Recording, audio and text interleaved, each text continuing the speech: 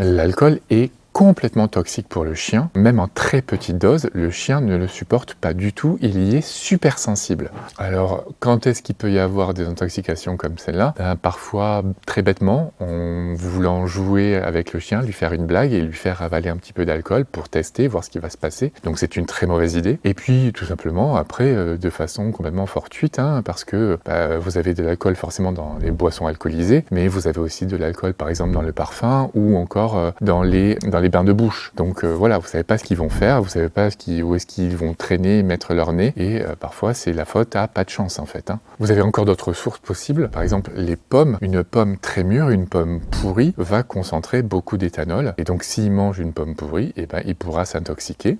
Vous avez aussi la pâte de pain. Les gens qui font leur pain chez eux, vous allez mettre des levures à l'intérieur, notamment une levure qui s'appelle Saccharomyces cerevisiae, donc c'est la levure de bière, tout simplement pour faire grossir le pain. Et si cette pâte de pain est avalée crue par le chien, par nous, vous allez voir, le résultat il n'est pas joli à voir, vous allez être bien barbouillé, le chien encore plus, parce que les levures seront en pleine forme, et la levure, qu'est-ce qu'elle va faire? Elle va prendre les glucides, et elle va les transformer en éthanol. Et donc du coup, le chien sera complètement bourré. Et donc, qu'est-ce que vous allez voir apparaître comme symptôme sur votre chien? Vous allez voir de l'ataxie. L'ataxie, c'est la perte d'équilibre en fait. Il va être comme s'il était bourré. Il va avoir une hypothermie, il peut avoir une augmentation de sa fréquence respiratoire, une augmentation aussi de la fréquence cardiaque. Il va vous paraître abattu, avoir une diminution de son état de conscience, des problèmes respiratoires, et puis, au fur et à mesure, le coma, voire la mort en fonction de la quantité qu'il aura ingurgité.